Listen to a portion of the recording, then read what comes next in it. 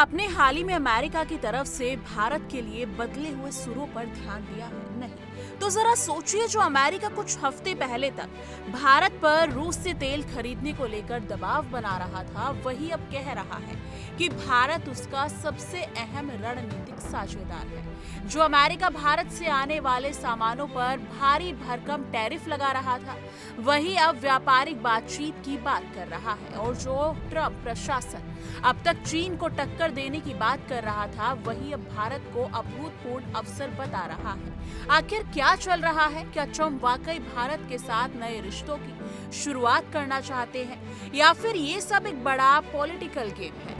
आज हम इसी रहस्यमयी मोड़ की परतें खोलेंगे विस्तार से, तथ्यात्मक ढंग से, ताकि आप खुद फैसला कर सके कि अमेरिका की इस नई नरमी के पीछे इरादा क्या है। कुछ समय पहले तक भारत और अमेरिका के संबंधों में खटास आ चुकी थी। मुख्य वजह थी रूस से भारत द्वारा बड़े पैमानों पर कच्चा तेल खरीदना और अमेरिका द्वारा लगाए गए टैरिफ। अमेरिका का मानना है कि भारत जब रूस से तेल खरीदता है तो वो रूस को यूक्रेन युद्ध के लिए फंडिंग कर रहा है, लेकिन भारत ने साफ कर दिया कि उसकी ऊर्जा जरूरतें उसकी अपनी नीतियों पर आधारित है, ना कि किसी विदेशी दबाव पर। भारत ने कहा कि वैश्विक बाजार में जहां से सस्ता तेल मिलेगा वहां से खरीदेंगे, और ये बिल्कुल वैसा ही है जैसे कोई भी राष्ट्र अपने राष्ट्रीय हितों की रक्षा करता है। अमेरिका को शायद से बात हजम नहीं हुई और उसने बदले में भारत से आने वाले उत्पादों पर भारी टैरिफ लगा दिए, कुछ मामलों में 25% तक।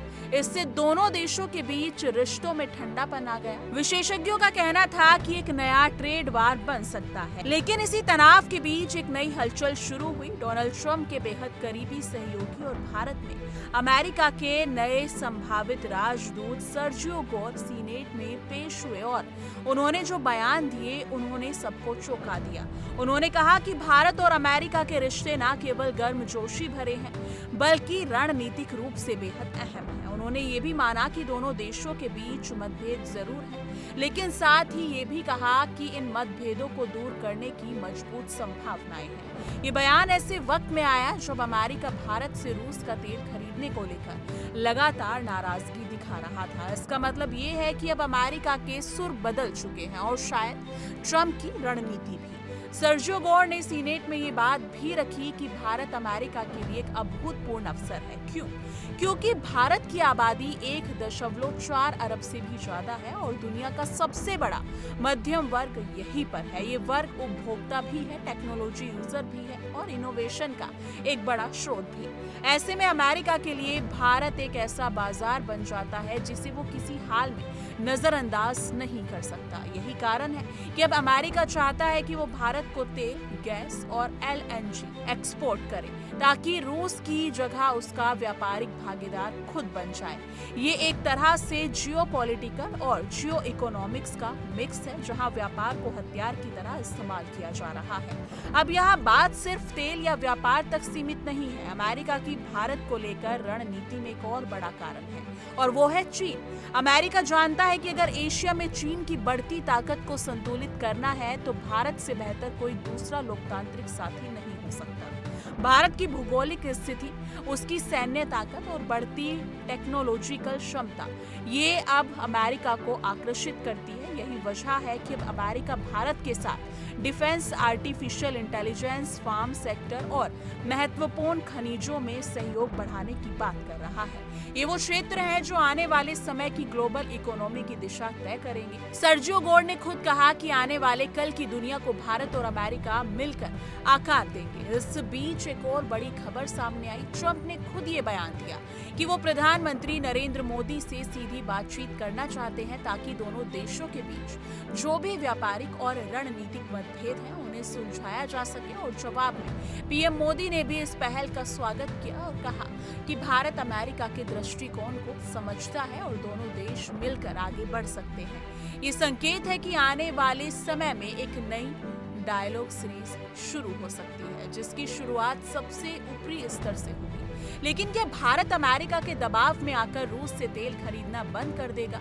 इसका जवाब सीधा है नहीं। भारत की विदेश नीति अब दबाव में नहीं चलती, बल्कि संतुलन के साथ चलती है। भारत ने पहले भी रूस से संबंध बनाए रखे हैं और अमेरिका के साथ भी रणनीतिक साझेदारी को आगे बढ़ाया है। जी हाँ, यही भारत की ताकत है। वो किसी एक ध्रुव पर नहीं झुकता, बल्कि बहुध्रुवीय दुनिया में संतुलित नीति अपनाता है। अमेरिका को भी अब ये समझ में आने लगा है और शायद यही कारण है कि अब वो बातचीत और सहयोग की राह पर लौट आया है। आने वाले समय में भारत और अमेरिका के रिश्तों की दिशा काफी हद तक इस बात पर निर्भर करेगी कि दोनों देश कितनी पारदर्शिता और आपसी समझ के साथ आगे बढ़ते हैं। भारत को जहां अपनी ऊर्जा, सुरक्षा और रणनीतिक स्वतंत्रता बनाए रखनी होगी, वहीं अमेरिका को भी ये समझना होगा कि भारत अब वो देश नहीं रहा जो दबाव में फैसले लेता है। अब भारत वैश्विक मंचों पर एक निर्णायक शक्ति बन चुका है, जो अपने दम पर फैसले लेते हैं और अपनी बात मनवाता है। तो कुल मिलाकर देखा जाए तो जो बदलाव अमेरिका की ओर से दिख रहा है, वो सिर्फ एक राजनीतिक स्टेटमेंट नहीं, बल्कि एक संकेत है कि अमेरिका भारत को केवल एक बाजार नहीं, बल्कि एक विश्वसनीय, स्वतंत्र और ताकतवर साझेदार मानने लगा है। और ये भारत की बड़ी कूटनीतिक जीत है। अब देखना होगा कि ट्रंप और मोदी के बीच होने वाली संभावित बातचीत से क्या निकलता है। क्या व्यापारिक टैरिफ कम होगा? क्या रूस से तेल खरीद पर कोई नया समझौता होगा? और क्या चीन के खिलाफ एक मजबूत भारत अमेरिका फ्रंट तैयार किया जाएगा? ये सभी सवाल आने वाले महीनों में खुद अपने जवाब देंगे। तो दोस्तों, आपको क्या लगता है, अमेरिका की ये बदली हुई नीति भारत के लिए एक मौका है या फिर ये एक नई चाल? क्या भारत को अमेरिका की ओर झुकना चाहिए या अपनी स्वतंत्र नीति को वैसे ही बनाए रखना चाहिए जैसे वो अब तक रखा है? नीचे कमेंट सेक्शन में अपनी राय जरूर साझा कीजिएगा। इस मुद्दे को लेकर आप क्या सोचते हैं?